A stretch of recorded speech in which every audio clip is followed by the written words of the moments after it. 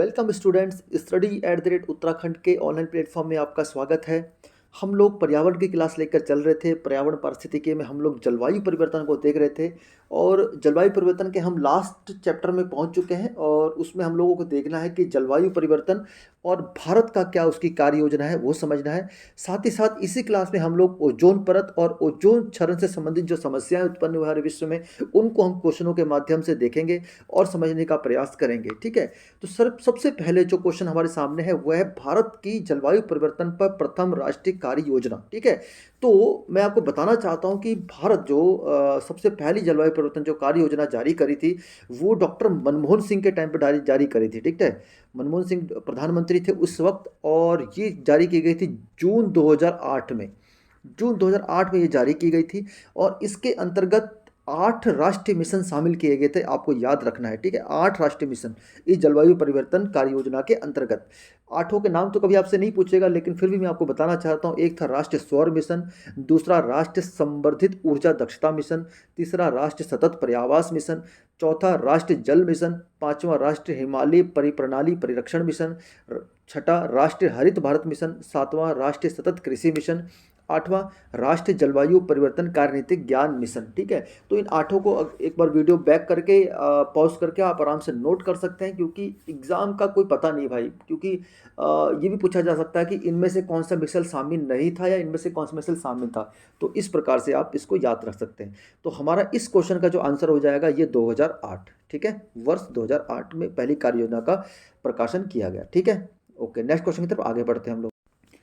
ये देखिए, जो मैंने बात करी थी इन 8 मिशन में से ये क्वेश्चन आ गया है। दिन में कौन सा भारत सरकार की जलवायु कार्य योजना क्लाइमेट एक्शन प्लान के 8 मिशन में सम्मिलित नहीं किया गया था, जो 2008 में ये प्रकाशित किया गया कार्य योजना। इसमें सौर शक्ति बिल्कुल ठीक है, अपशिष्ट ऊर्जा परिवर्तन ये भी ठीक है, वन रोपण ये भी ठीक है, आणविक ऊर्जा जो परमाणु ऊर्जा कार्यक्रम इसको याद रखेंगे, इसको शामिल नहीं किया गया था। नेक्स्ट देखते हैं, निम्नलिखित में कौन से भारत के राष्ट्रीय जलवायु परिवर्तन कार्य योजना के 8 मिशनों में शामिल नहीं है। ठीक है, सेम क्वेश्चन है लेकिन ये डिफरेंट एग्जाम में आया हुआ 2016 यूपी पीसीएस 2016। हो सकता है उत्तराखंड के किसी एग्जाम में ये क्वेश्चन आ जाए। ठीक है, आगे देखते हैं। ओके, अब यूपीएससी का प्रश्न है। थोड़ा थोड़ा प्रश्नों का लेवल भी टफ हो जाता है यूपीएससी का प्रश्न आते ही, लेकिन मैं उम्मीद करता हूं कि आप इस जो मेरा प्रयास है कि हम यूपीएससी के प्रश्नों को भी देखें उसमें आप सहयोग प्रदान करेंगे। ठीक है, हो जाता है कभी कभी हमें थोड़ा सा लगता है कि हम ये प्रश्न क्यों कर रहे हैं, लेकिन मैं आपको बताना चाहता हूं अगर आप यूपीएससी के प्रश्न ध्यान से कर ले जाते हैं तो वो आपके लिए बेनिफिशियल सिद्ध होगा ही होगा, चाहे कुछ भी हो जाए। यूपीएससी के प्रश्न यूपीएससी के एग्जाम में रिपीट नहीं होते, लेकिन अदर एग्जाम के लिए वो मुख्य प्रश्न बन सकते हैं, ये मेरा मानना है। ठीक है, तो ठीक है, ये देखिए, अभिष्ट राष्ट्रीय निर्धारित अंशदान इंटेंडेड नेशनल डिटरमाइंड कंट्रीब्यूशन पद को कभी कभी समाचार पत्रों में किस संदर्भ में देखा जाता है। ठीक है, तो किस संदर्भ में देखा जाता है? ऑप्शन ए है युद्ध प्रभावित मध्य पूर्व के शरणार्थियों के पुनर्वास के लिए यूरोपीय देशों द्वारा दिए गए वचन। ठीक है, पहला ऑप्शन ये है। दूसरा है जलवायु परिवर्तन का सामना करने के लिए विश्व के देशों द्वारा बनाई गई कार्य योजना। तीसरा है एशियाई अवसंरचना निवेश bank, Asian infrastructure investment bank, ठीक है, की स्थापना करने में सदस्य राष्ट्र द्वारा किया गया पूंजी अंशदान। चौथा है धारणीय विकास लक्ष्यों के बारे में विश्व के देशों द्वारा बनाई गई कार्य योजना। तो ये आप क्वेश्चन देख सकते हैं। तो इसका जो सीधा सा संबंध है ये है जो आपने देखा होगा संयुक्त राष्ट्र संरचना सम्मेलन UNFCCC जो हमने कल पढ़ा था, इसके तहत ये अभिष्ट राष्ट्रीय निर्धारित अंशदान का ये टर्म लाई गई है और इसी कार्य योजना के तहत जलवायु परिवर्तन का सामना करने के लिए विश्व के देशों द्वारा बनाई गई कार्य योजना को डेवलप किया गया। तो उम्मीद करता हूं ये आपको क्वेश्चन बना लेके जाएंगे हम लोग। ठीक है, आगे देखते हैं, निम्नलिखित दशाओं में कौन वैश्विक ताप के अवसर को इंगित करता है। ठीक है, जो वैश्विक तापन हो रहा है, ग्लोबल वार्मिंग हो रही है, तो उसके असर को कौन सा ये कथन इंगित करता है, ये आप देखते हैं। देखिए, हिमानी का पिघलना, सागरीय तल में उत्थान, मौसमी दशाओं में परिवर्तन, ग्लोबल तापमान में वृद्धि। ठीक है, तो इनमें मेरे अकॉर्डिंग सारे चारों ही आपके वैश्विक ताप के असर को इंगित करते हैं। ठीक है, तो ये सभी के सभी चारों ऑप्शन ठीक हो जाएंगे। नेक्स्ट देखते हैं हम लोग, निम्नलिखित में कौन सही सुमेलित नहीं है। ठीक है, तो ये क्वेश्चन एग्जाम में कई बार इस प्रकार से आ जाता है, एयर बाई पूछा जाता है। ठीक है, प्रथम विश्व जलवायु सम्मेलन। ठीक है, तो प्रथम विश्व जलवायु सम्मेलन, ठीक है, तो ये ऑप्शन ठीक है। मैं पहली बार मैं भी कंफ्यूज हो गया था, 1972 मैं सोच रहा था, लेकिन वो पर्यावरण स्टॉकहोम में जो पहला सम्मेलन हुआ था वो प्रथम पर्यावरण सम्मेलन हुआ था, लेकिन जो प्रथम जलवायु सम्मेलन हुआ है था वो हुआ था 1979 में। पहली वैश्विक जलवायु बैठक हुई थी पेरिस में, ठीक है। तो ये तो ऑप्शन ठीक है। आगे देखते हैं, हमें सुमेलित नहीं देखना है, तो पहला ऑप्शन तो हमारा ठीक हो जाएगा। प्रथम पृथ्वी शिखर सम्मेलन एजेंडा 21 बिल्कुल ठीक है। पृथ्वी शिखर सम्मेलन +5 तो 1997 में ये कल हम पढ़ चुके हैं। और इसके साथ साथ जो अगला है हमारा कार्बन व्यापार, ठीक है। तो ये है मॉनिटरी प्रोटोकॉल, ये गलत हो जाएगा। मॉनिटरी प्रोटोकॉल का संबंध है वो सीधा संबंध है ओजोन चरण से संबंधित हो जाएगा, जो अभी हम पढ़ने वाले हैं, ठीक है। आगे देखते हैं, ये देखिए अब आ गया हमारा ओजोन से संबंधित प्रश्न आ जाएंगे। और मैं आपको इस पहले ही क्वेश्चन में आपको मुझे लग रहा है कि हम फंसने वाले हैं, ठीक है। अगर इस क्वेश्चन में मैं इसमें 10 सेकंड का पॉज लूंगा, अगर आपने इस क्वेश्चन में दिमाग लगाया तो आप फंस जाएंगे, अगर आपने दिमाग नहीं लगाया तो निकल जाएंगे। क्वेश्चन है, सूर्य के प्रकाश से पराबैंगनी विकिरण अभिक्रिया निम्न में से क्या पैदा करती है? क्या पैदा करती है? कौन सी चीज, कौन सी गैस की बात कर रहा है? कौन सी गैस पैदा करती है पराबैंगनी विकिरण, ठीक है। तो मैं आपको 5 या 6 सेकंड का पॉज देता हूं, आप इसका आंसर निकालिए।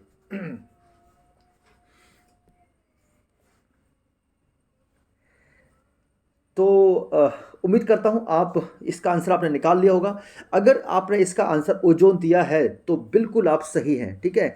देखिए हमारे दिमाग में ओजोन के लेकर क्या होता है कि ये अल्ट्रावायलेट रेडिएशन से हमें बचाता है, लेकिन यहाँ पर पैदा करने की बात हो रही है। तो अगर आपको पता होगा ओजोन का फॉर्मूला होता है O3, ठीक है। तो होता क्या है कि सूर्य के प्रकाश में उच्च ऊर्जा युक्त किरणें ऑक्सीजन अणु पर प्रहार कर उसे 2 परमाणु में तोड़ती है, ठीक है। जो ये सूर्य की किरणें होती हैं, ठीक है। और वायुमंडल में उपस्थित O2 जो ऑक्सीजन अणु है उसे प्रभाव कर 2 परमाणु तोड़ती है, ठीक है। दूसरे चरण में क्या होता है, प्रत्येक ऑक्सीजन परमाणु, जैसे OO में टूट गया, प्रत्येक ऑक्सीजन परमाणु ऑक्सीजन से अणु क्रिया कर कर ओजोन का निर्माण करता है, ठीक है। इससे इससे अभिक्रिया करी, इससे भी करी, OO और ये O3 बन गया। तो O3 किसका निर्माण करती है? ओजोन का निर्माण करती है। और यही ओजोन हमारे वातावरण में जो सूर्य से हानिकारक पराबैंगनी किरणें आती हैं उनसे हमें बचाती हैं, ये आपको याद रखना है, ठीक है। यहाँ पर कई बच्चे कंफ्यूज हुए हैं मेरे सामने कि उन्होंने अगर पराबैंगनी विकिरण देखा और सीधा ओजोन लगाया तो बिल्कुल ठीक है, लेकिन अगर उन्हें पढ़ लिया कि क्या पैदा करती है तो फिर इसमें थोड़ा सा कंफ्यूजन हो जाता है, ठीक है। तो इसका आंसर ओजोन होगा, ठीक है। उम्मीद करता हूँ ये आपने आंसर निकाल लिया होगा। आगे देखते हैं, निम्नलिखित में कौन सुमेलित नहीं है, ठीक है। तो देखते हैं, ऑप्शन रेनेटिंग पनीर से संबंधित हो जाएगा, आप देखिए, ठीक है। ये ऑप्शन बिल्कुल ठीक है, रेनेटिंग पनीर से संबंधित हो जाएगा। जैव प्रौद्योगिकी प्लाज्मिडिस से संबंधित हो जाएगा, ठीक है। गोल्डन चावल विटामिन ए, ओजोन परत ट्रोपोस्फीयर, ये गलत हो जाएगा क्योंकि ओजोन परत ट्रोपोस्फीयर में ना पाकर स्ट्रेटोस्फीयर में पाई जाती है। स्ट्रेटोस्फीयर मतलब हमारे वातावरण जो परत है, पहली आपके क्षोभ मंडल, दूसरी दूसरी आपकी समताप मंडल, ठीक है। फिर मेसोस्फीयर, फिर ट्रोपोस्फीयर, मेसोस्फीयर, फिर आयनोस्फीयर, इस प्रकार से आपकी परतें हैं, ठीक है। तो समताप मंडल में ओजोन परत पाई जाती है, ठीक है। तो अगला क्वेश्चन होगा, ओजोन परत मुख्यतः जहां अवस्थित रहती है वो कौन सी है? तो स्ट्रेटोस्फीयर या समताप मंडल। इस क्वेश्चन को कभी नहीं भूलेंगे, ठीक है। ओके, ये देखिए ये क्वेश्चन आया है फिर से एक बार, किसमें ओजोन की सर्वाधिक सांद्रता मिलती है? तो ठीक है, तो ये स्ट्रेटोस्फीयर ही हो जाएगा। लास्ट ईयर उत्तराखंड पीसीएस 2021 में क्वेश्चन आया था, शायद इसमें मैंने ऐड किया हुआ है सममंडल के बारे में, कौन सी सममंडल में परत है। लेकिन पहले उससे इस क्वेश्चन को देख लेते हैं। ओजोन परत पृथ्वी से करीब कितनी ऊंचाई पर स्थित है? बहुत इंपॉर्टेंट क्वेश्चन है, ठीक है। एग्जाम में कई बार बना हुआ है, ये मात्र 20 किलोमीटर की दूरी पर स्थित है, ठीक है। ऑप्शन डी ठीक हो जाएगा। आगे देखते हैं, निम्नलिखित में कौन सी परत सबमंडल में सम्मिलित नहीं है? ये अपर पीसीएस उत्तराखंड 2021 का प्रश्न है, ठीक है। यहाँ पे कई बच्चे कंफ्यूज हो गए थे, यहाँ पर ना तो समताप मंडल पूछा है ना क्षोभ मंडल पूछा है, सीधा पूछा है सबमंडल। सबमंडल वह मंडल होता है जहाँ पर 3 परतें पाई जाती हैं, ठीक है। इन 3 परतों की बात कर रहे हैं, जो पहले होमोस्फीयर मतलब इनकी रासायनिक संगठन में एक समानता पाई जाती है, जैसे क्षोभ मंडल, मध्य मंडल और समताप मंडल, इनमें इनकी रासायनिक समानता एक जैसी पाई जाती है। मौसमी घटनाएं या अणुओं का एक प्रकार की गैस है, इस प्रकार ये एक जैसी पाई जाती है। तो इनको तीनों को, ठीक है, 3 परतों को, ठीक है, जो आपका क्षोभ मंडल है, मध्य मंडल है और समताप मंडल, इनको क्या रखा जाता है? सब मंडल के अंतर्गत। बाकी जो इसके ऊपर के जो मंडल है, ठीक है, तो उनको क्या कहा जाता है? आयनमंडल, बहिर्मंडल आदि को क्या कहा जाता है? विषम मंडल कहा जाता है। हो सकता है इस बार क्वेश्चन सब मंडल पूछा है, अगली बार विषम मंडल पूछ ले, तो इस बात को आपको याद रखेंगे।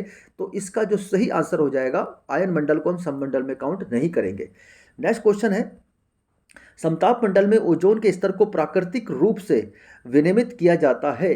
ठीक है, वेरी मोस्ट इंपॉर्टेंट क्वेश्चन है, आप ध्यान रखिएगा। ठीक है, ओजोन के स्तर को प्राकृतिक रूप से विनियमित किया जाता है, ये very very most important question लिख लीजिएगा, आ सकता है एग्जाम में। आप इसका आंसर निकालिए, मैं 3 सेकंड का पॉज लेता हूँ। देखिए, जो समताप मंडल है ना, उसमें ओजोन को प्राकृतिक रूप से नाइट्रोजन डाइऑक्साइड के द्वारा विनियमित किया जाता है। एक्चुअली होता क्या है, ओजोन की परत जो है ना, वो मोटाई मौसम के हिसाब से बदलती है। बसंत ऋतु में इसकी मोटाई ज़्यादा होती है, वर्षा ऋतु में कम होती है। ठीक है, तो इस प्रकार जो ये नाइट्रोजन डाइऑक्साइड है, ये इसको मेंटेन करता है। ठीक है, आगे देखते हैं हम लोग। अब देखते हैं ओजोन परत क्षरण, ठीक है, किसके कारण से होता है। तो बेसिकली क्या होता है कि जो हमारे जो क्लोरोफ्लोरोकार्बन है, ये ओजोन छिद्र के लिए ज़्यादा उत्तरदायी होते हैं। ठीक है, तो यह क्लोरोफ्लोरोकार्बन कहाँ से आते हैं, तो वो जो हम लोग आजकल प्रशीतक एसी जो इस्तेमाल करते हैं, उनमें क्या होता है कि इसको उत्पन्न करते हैं, और इसके कारण वो ओजोन परत का क्षरण होता है क्लोरोफ्लोरोकार्बन के कारण। तो पहला क्वेश्चन है, इनमें कौन क्लोरोफ्लोरोकार्बन के लिए सत्य नहीं है। ठीक है, तो पहला, या परिस्थितिकों के रूप में प्रयोग लाई जाती है, तो बिल्कुल ठीक है। या ग्रीन हाउस प्रभाव में योगदान नहीं देती है। ठीक है, ये बिल्कुल प्रभाव योगदान देती है, बिल्कुल देती है। हमने जब ग्रीन हाउस प्रभाव पढ़ा था, तो हमने पढ़ा था इसकी परसेंटेज 6% के आसपास होती है, उसमें ये योगदान देती है। या समताप मंडल में ओजोन घटाने के लिए उत्तरदायी है, या निचले वायुमंडल में अक्रियाशील है। ठीक है, ये बिल्कुल सही है। ओके, तो हमारा ऑप्शन भी ठीक हो जाएगा। नेक्स्ट क्वेश्चन हम लोग देखते हैं, निम्न में कौन सा तंत्र सही सुमेलित नहीं है। सही सुमेलित नहीं है, इसको देखना है। तो देखते हैं, carbon dioxide thermal power station से उत्पन्न ज़्यादा होती है। क्लोरोफ्लोरोकार्बन ऑटोमोबाइल से नहीं, ऑटोमोबाइल से कार्बन मोनोऑक्साइड और कार्बन डाइऑक्साइड का ज़्यादा निकलने का चांस रहता है। ठीक है, तो ये हमारा ऑप्शन गलत हो जाएगा। ठीक है, यही हमारा आंसर क्वेश्चन नंबर 2 का हो जाएगा। ठीक है, आगे देखते हैं, ओजोन छिद्र के लिए कौन उत्तरदायी है। ओजोन छिद्र के उत्तरदायी क्लोरोफ्लोरोकार्बन हम पढ़ चुके हैं। नेक्स्ट देखते हैं, निम्न ग्रीन हाउस गैसों में से कौन सी ऐसी गैस है जिसके द्वारा ट्रोपोस्फीयर में ओजोन प्रदूषण नहीं होता है। ठीक है, वेरी मोस्ट इंपॉर्टेंट है, ग्रीन हाउस गैस भी हमें देखनी है, और ऐसी कौन सी गैस है जिसके कारण ओजोन आपका ओजोन क्या कहते हैं, ओजोन प्रदूषण नहीं होता है, या ओजोन का क्षरण नहीं होता है। तो इसमें क्या आ जाएगा, कार्बन मोनोऑक्साइड। ठीक है, ओके, आगे देखते हैं, ओजोन छिद्र का निर्माण सर्वाधिक है कहाँ पर है, अंटार्कटिका के ऊपर। ठीक है, आप सोच सकते हैं कि हमें अंटार्कटिका ऊपर ओजोन परत का क्यों ओजोन का क्षरण ज़्यादा क्यों होता है, या पे ओजोन छिद्र वहाँ पे ज़्यादा क्यों देखा जाता है।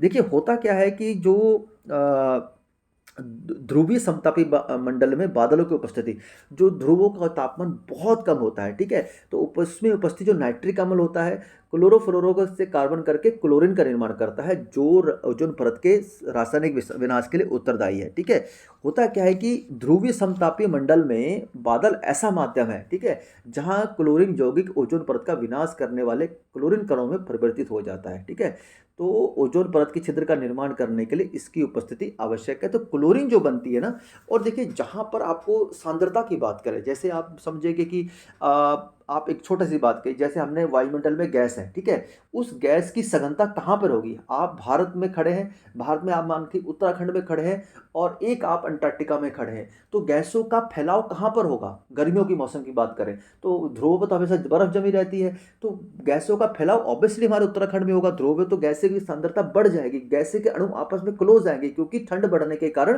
तापमान कम होने के कारण अणु आपस में जुड़ते हैं, चिपकते हैं, और तापमान बढ़ने के कारण या गर्मी होने के कारण अणुओं का फैलाव होता है। लेकिन वहाँ पर इसी कारण से अंटार्कटिका ध्रुवों पर गैसें सिकुड़ती हैं, और क्लोरीन का जो प्रभाव है सर्वाधिक होता है, ये सबसे बड़ा कारण है। ठीक है, अगला है क्वेश्चन, निम्नलिखित कथनों पर विचार करिए। क्लोरोफ्लोरोकार्बन जो ओजोन ह्रास पदार्थों के रूप में चर्चित है, उनका प्रयोग। ठीक है, अब देखिए, ये क्वेश्चन आ गया आपका, और यूपीएससी का प्रश्न, इसे हम अच्छे से करेंगे, मुझे उम्मीद आप इसमें मेरा साथ देंगे। ठीक है, तो देखिए, क्लोरोफ्लोरोकार्बन, ठीक है, जो ओजोन परत नुकसान के ओजोन परत का क्षरण के लिए उत्तरदायी है, उनका प्रयोग कैसे होता है, कहाँ कहाँ होता है। देखिए, पहला ऑप्शन इन्होंने बोला है कि इसका जो प्रयोग होता है वो सुगट्टे फोम के निर्माण में होता है। ठीक है, जो सुगट्टे फोम होता है, जो आपके फोम देखते हैं ना यहाँ पे, थर्मोकोल टाइप का, ठीक है, उसके निर्माण में होता है, ये बिल्कुल ठीक है। ट्यूबलेस टायरों का निर्माण में होता है, ठीक है, ये गलत है। ट्यूबलेस टायरों के निर्माण में इसका प्रयोग नहीं होता है। ठीक, आगे देखते हैं, कुछ विशिष्ट इलेक्ट्रॉनिक अवयवों की सफाई करने में होता है, ये भी सही है। एरोसॉल कैन में दाबकारी एजेंट के रूप में होता है, ये भी सही है। तो ऑप्शन सी ठीक हो जाएगा। ठीक है, थोड़ा सा टफ प्रश्न था, थोड़ा टफ प्रश्न था, इसलिए थोड़ा आंसर निकालना समय लगता है, तो आंसर सी हो जाएगा। ठीक है, तो यूपीएससी का प्रश्न है, उम्मीद करता हूँ आपने कर लिया होगा। वही क्वेश्चन जो मैंने आपको एक्सप्लेन किया था कि अंटार्कटिक क्षेत्र में ओजोन छिद्र का बनना चिंता का विषय है, इस छिद्र के बनने के संभावित कारण क्या है। आप कोई ऑप्शन मत देखिए, सीधा डायरेक्टली बता रहा हूँ, इसका आंसर हो जाएगा बी, विशिष्ट ध्रुवीय वाताग्र, समतापी मंडलीय बादलों की उपस्थिति, क्लोरोफ्लोरोकार्बन का अंतर प्रवाह। ये बादलों की उपस्थिति और क्लोरोफ्लोरोकार्बन का अंतर प्रवाह ही सबसे बड़ा कारण है। यही क्लोरोफ्लोरोकार्बन इन बादलों की उपस्थिति में क्लोरीन का निर्माण करते हैं और वो सबसे ज़्यादा नुकसान देती है। ठीक है, अगला क्वेश्चन देखते हैं, फ्रिजों में कौन सी गैस भरी जाती है। ठीक है, तो फ्रिजों में भरी जाने वाली गैस मेफ्रोन। ठीक है, क्लोरोफ्लोरोकार्बन नहीं भरी जाती है। कहीं आप एग्जाम में आ जाए कि फ्रिजों में कौन सी गैस भरी जाती है, क्लोरोफ्लोरोकार्बन नहीं, मेफ्रोन गैस भरी जाती है। क्लोरोफ्लोरोकार्बन का उत्सर्जन करते हैं वो। ठीक है, आगे देखते हैं, निम्नलिखित में कौन से ओजोन रिक्त कारक है। ठीक है, ओजोन के क्षरण के लिए कौन रिक्त कारक है। ठीक है, इसमें क्लोरोफ्लोरोकार्बन और कार्बन टेट्राक्लोराइड, ये ऑप्शन बी ठीक हो जाएगा। नेक्स्ट, निम्नलिखित में किसने तिब्बत के पठार के ऊपर 2005 में ओजोन आभा मंडल ओजोन हैलो का पता लगाया था। ठीक है, तो देखिए ये एग्जाम में इस प्रकार के क्वेश्चन बन जाते हैं, आपको कभी कभी इस तीन से क्वेश्चनों के लिए भी तैयार रहना होता है। तो टोरंटो विश्वविद्यालय के वैज्ञानिक थे GW केंट मूर। ठीक है, इनके नेतृत्व में अनुसंधानकर्ताओं ने वर्ष 2005 में, ठीक है, तिब्बत के पठार के ऊपर ओजोन हैलो या ओजोन आभा मंडल का पता लगाया था। ठीक है, ये क्वेश्चन कब आया हुआ देखिए 2013 में, और घटना कब की, 2005 की। तो जरूरी नहीं है कि 2005 की घटना उसी साल के एग्जाम में है, कभी भी आ सकती है, तो इसको आप याद रखेंगे। ठीक है, आगे देखते हैं, मॉनेटरी प्रोटोकॉल का क्षरण किस से संबंधित है। तो ये सिंपल सी बात है, ओजोन परत के संबंधित है, हम कई बार पढ़ चुके हैं। ओजोन परत संरक्षण दिवस कब मनाया जाता है, तो 16 सितंबर को। ठीक है, तो बिल्कुल आप अच्छे से ध्यान रखेंगे, हिंदी दिवस के 2 दिन बाद। और ओजोन जैविक जीवन के लिए परमावश्यक है, ये कथन ए है। ठीक है, देखते हैं, बिल्कुल ठीक है। दूसरा, ओजोन परत पृथ्वी को उच्च ऊर्जा विकिरण से संरक्षित करता है। अब आप सोचिए क्या होना चाहिए आंसर, यहाँ पराबैंगनी नहीं दिया है ऑप्शन में, क्या ये क्वेश्चन सही होगा, तो ये बिल्कुल ठीक होगा। उच्च ऊर्जा विकिरण पराबैंगनी किरणों में ही होता है। ठीक है, यहाँ पर अगर आप पराबैंगनी दिया होता तो बड़ा आराम से ऑप्शन मार देते कि ए और आर दोनों सही है और आर ए की सही व्याख्या है, लेकिन यहाँ पे उच्च ऊर्जा विकिरण शब्द जो दिया है ये बिल्कुल पराबैंगनी किरणों को ही डिनोट करता है, क्योंकि उन्हीं में उच्च ऊर्जा विकिरण होता है, तो इससे रक्षा करता है। तो हमारा ऑप्शन ए ठीक हो जाएगा।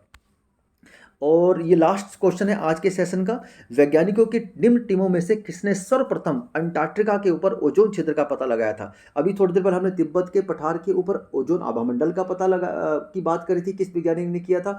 अब बोला जा रहा है कि वैज्ञानिकों की निम्न में से किस टीम ने अंटार्कटिका के ऊपर ओजोन छिद्र का पता लगाया। ओजोन में ऐसा ऐसा कोई छेद नहीं होता, ओजोन की जो परत होती है उसकी मोटाई आपको पता है डाप्सन में नापी जाती है, ये अभी क्वेश्चन क्लियर नहीं हुआ, डाप्सन में ओजोन की मोटाई नापी जाती है, इस चीज़ को याद रखेंगे। लेकिन वहाँ पर ओजोन की परत पतली हो गई है। ठीक है, तो वहाँ उसका पता उसे ओजोन छिद्र के रूप में उन्होंने बोला है। तो ओजोन छिद्र का पता किसने लगाया है, तो वो लगाया है ब्रिटिश टीम ने। ठीक है, ये ब्रिटिश दल था, वर्ष 1985 में इसने पता लगाया था, ब्रिटिश टीम थी तो पता लगाया था। तो ये था हमारा सेशन। और नेक्स्ट क्लास में हम लोग क्या करेंगे, नेक्स्ट क्लास में हम लोग पढ़ेंगे वन एवं वन्य जीव। ठीक है, तो उम्मीद करता हूँ ये सेशन आपके लाभकारी सिद्ध होगा। ओजोन और उससे परत, जलवायु आदि से जो हमारे क्वेश्चन थे या हमारे जो भी सवाल थे वो सारे आपको क्लियर हो गए होंगे। ठीक है, तो बने रहिए आप स्टडी एट उत्तराखंड के साथ। मिलते हैं फिर नेक्स्ट क्लास में, तब तक के लिए जय हिंद।